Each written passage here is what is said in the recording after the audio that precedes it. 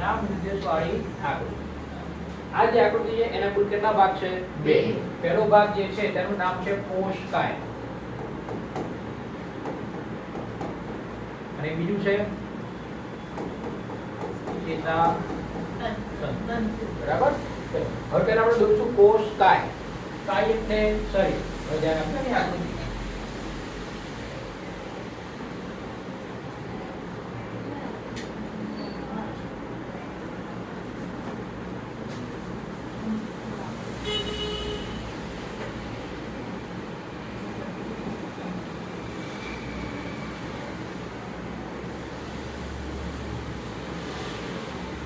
તેમાં આ જે ભાગ છે તેને આપણે કહીશું કોષકાય. હવે એની અંદર બે ચેતાતંતુ છે.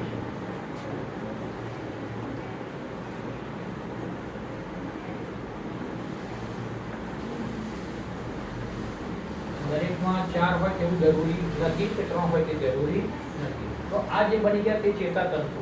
હવે કોષકાયની વાત કરીએ તો આપણે વચ્ચેના ભાગમાં અહીંયા આગળ એક કોષ કેન્દ્ર આવેલું હોય.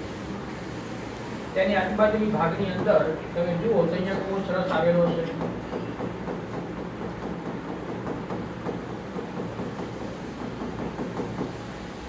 એની વચ્ચેના ભાગમાં અહીંયા આગળ આવી કણિકાઓ આવેલી હોય.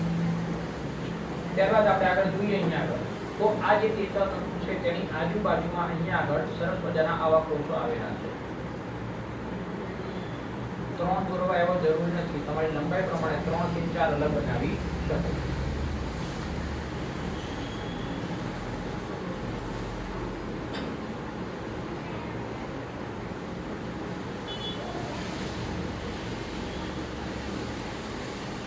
અહીંયા બહારની સાઈડમાં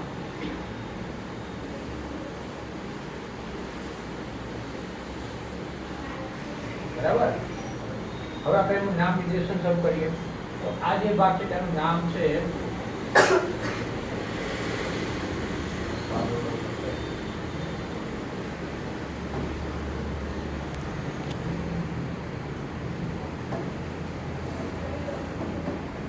કોષકેન્દ્ર. આ જે નામ છે તેનું નામ છે જીગરની